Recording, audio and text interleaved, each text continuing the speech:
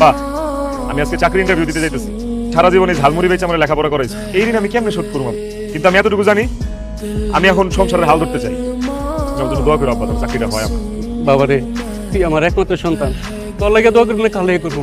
আমি দোয়া করি আল্লাহ যাতে তোর মনে একটা পূরণ করে। বাবা তাতে যা, না তো ইন্টারভিউ দেরি হয়ে যাবে তোর। তাহলে যাই। বাবা একটু এটা দে, এটা কেন? রিক্সাতে যাবে। আব্বা তুমিও না, আমি যাই দিলাম। আব্বা আব্বা আব্বা আব্বা আব্বা, তুমি ঠিক আছো? আমি তো ঠিক আছি রে বাবা, কিন্তু আমার করে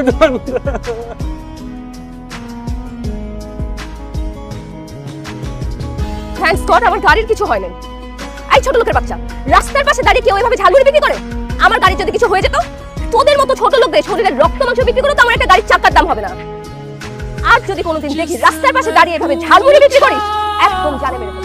ননসেন্স। দাঁড়ান মেম সাহেব, আমাদের মতো গরিব ছোট লোকদের সারা শরীরের রক্ত বেচলে যেমন আপনার গাড়ির একটা টাকার দাম হবে না, তেমনি আমার বাবা যদি আজকে ঝালমুড়ি বিক্রি না করে, তাহলে রাতে আমাদের পেটে খাবার জুটবে। আপনি আপনার গাড়ি দিয়ে আমার বাবার ঝালমুড়ির দোকান উড়াই দিচ্ছেন। এখন আপনি আমার বাবাকে জরিমানা দিয়ে তারপর এখান থেকে যান। জরিমানা দেন। ছোট লোকের বাচ্চা, তোর এত বড় সাহস, তুই আমার কাছে জরিমানা চাস? তুই জানিস আমি কে? আপনি যেই হন না কেন, তাতে আমার কিচ্ছু যায় আসে না। আপনি আমার বাবার ঝালমুড়ির দোকান ভেঙে দিয়েছেন, তার জরিমানা বাবদ আপনাকে 5,000 টাকা দিতে হবে। বের করেন। ঝালমুড়ির দোকান ভেঙেছি, বেশ করেছি। আর একটা কথা বললে একদম গুলি করে মারবো। না না, আমার কোন টাকা পয়সা লাগবে না। আমি আমার পোলারে আপনার কাছে ক্ষমা চাইতেছি। আমার পোলারে তুমি ক্ষমা করে দাও। সর সামনে থেকে, তোর শরীর থেকে বিশ্রী গন্ধ আসতেছে। এত বড় সাহস তুই আমার বাবার গায়ে হাত তুললি? তুই মেয়ে মানুষ দেখে আজকে তোরে ছেড়ে দিলাম। যে হাত দিয়ে আমার বাবার গায়ে হাত তুলছিস, এই হাত আজকে আমি ভেঙে ফেলতাম। আমার বাবার শরীরে ঘামের গন্ধ না, পরিশ্রমের গন্ধ। তোদের মতো গরিবদের রক্ত চুষে খাওয়া বড় লোকের মেয়েরা কোনোদিনও বুঝবে না। তোকে আমি আবার বলতেছি, আমার বাবার দোকান ভাঙছস, সেই জন্য তুই এক্ষুনি এইখানে দাঁড়ায় জরিমানা দিয়ে যাবি, নাহলে কিন্তু খুব খারাপ হবে। লোকের বাচ্চা, তোর এত বড় সাহস, তুই আমার গায়ে হাত তুলছিস? তোকে আমি জরিমানা, তোকে আমি খুন করবো। Just wait and see. আর দেখ, এসব ফেটটেট দিয়া কোনো লাভ নাই। জন্ম যেহেতু হয়েছে, মরতে আমাদের সবারই হবে। আর আমরা গরিবরা মৃত্যুরে ভয় করি না। ঠিক আছে, তোর জরিমানা দেওয়া লাগবে না। যা, দিলাম না তোর জরিমানা। আরে কি ব্যাপার, আমার ফোন আমার হাত থেকে কেড়ে নিলি কেন? ভেঙে ফেলবো মোবাইল, সেই জন্য।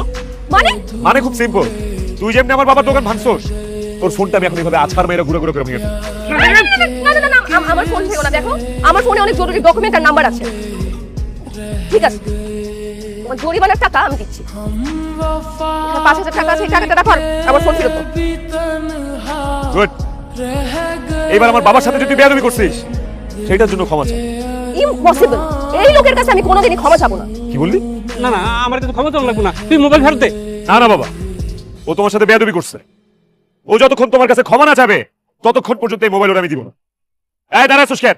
ক্ষমা চা, নাহলে কিন্তু। এই ফোন ভেঙো না। আচ্ছা দেখেন আঙ্কেল, আপনি আমাকে ক্ষমা করে দিন। I am sorry. এই তো এবার লাইনে আসছিস। ভবিষ্যতে কোন গরিব মানুষের সাথে দুর্ব্যবহার করার আগে 100 বার ভাববি। এই গরিবরা যদি রাইগা যায় না, তোদের মতো কোটিপতিগো রাস্তায় নামতে 1 সেকেন্ডও সময় লাগবে না, 1 সেকেন্ডও না।